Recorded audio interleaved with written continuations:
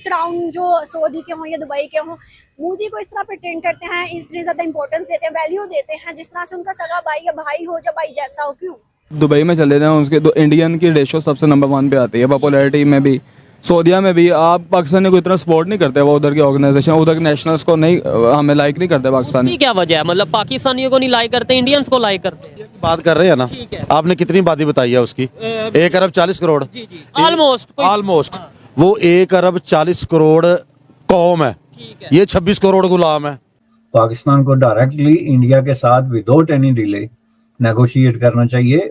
ये सारे जो है पीस और प्रॉस्पेरिटी और बॉर्डर्स इश्यूज है। नमस्कार दोस्तों, देखा जाए हमारे देश के प्रधानमंत्री नरेंद्र मोदी कल दुबई पहुंच गए। दरअसल मैं बता दूं आपको, वो जलवायु सम्मेलन COP28 का हिस्सा बनने के लिए गए थे और उनका जो प्लेन है वो दुबई एयरपोर्ट में रात के 2:30 बजे उतरा। और आप विश्वास नहीं मानोगे, दुबई के प्रिंस शेख मोहम्मद अलजेर ने खुद आके उनको रिसीव किया। और उतना ही नहीं, जैसे उन्होंने मोदी को देखा तो वो मोदी के गले लग पड़े और साथ ही उन्होंने मोदी के एक फ्रेंडशिप ब्रेसलेट भी बांधा और मोदी से कहा कि ये जो हमारी आपकी दोस्ती है बरकरार रहेगी और ये दोस्ती नेक्स्ट लेवल तक जाएगी।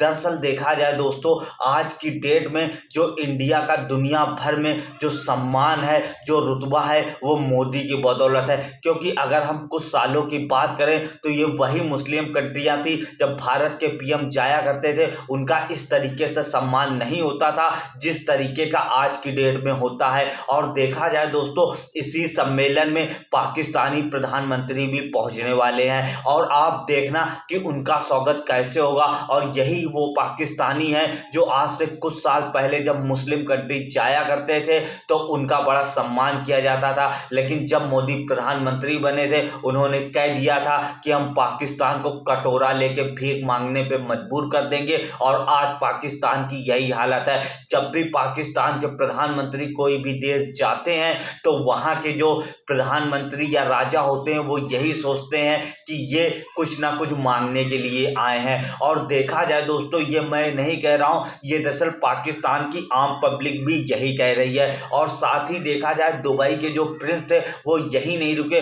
उन्होंने तो मोदी से यहाँ तक के वादा कर दिया कि जितने भी दुबई में हिंदू हैं उनकी रक्षा करना उनका कर्तव्य है और मैं वादा करता हूँ कि उनकी रक्षा मैं करूँगा। और देखा जाए दोस्तों, इसी के साथ जैसे ही ये खबर पाकिस्तानी मीडिया को पता चली तो पाकिस्तानी मीडिया तिलमिला गया। बताएगा कि क्राउन जो सऊदी के हों या दुबई के हों, मोदी को इस तरह प्रिटेंड करते हैं, इतनी ज्यादा इंपॉर्टेंस देते हैं, वैल्यू देते हैं, जिस तरह से उनका सगा भाई या भाई हो, या भाई जैसा हो। क्यों?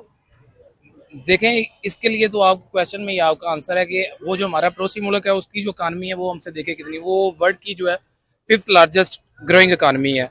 और अगर आप बात करें IMF वगैरह की तो पाकिस्तान IMF के कितने अब तक जो ले चुका है, फंड कितने ले चुका है। और हिंदुस्तान ने 2000 के बाद IMF से एक मरतबा भी रुजू नहीं किया कि हमें पैसों की ज़रूरत है। उसके अलावा जो मेरे ख्याल में सबसे बड़ी बात है वो इस्ते नफ्स की है, जो सेल्फ रिस्पेक्ट है ना, वो मोदी में है, जो कि हमारे लीडर्स में बिल्कुल भी नहीं है। वो जाते हैं तो जाके कहते हैं कि हम मांगने नहीं आए हुए, मैं यहाँ पे मैं मांगने नहीं आया हुआ।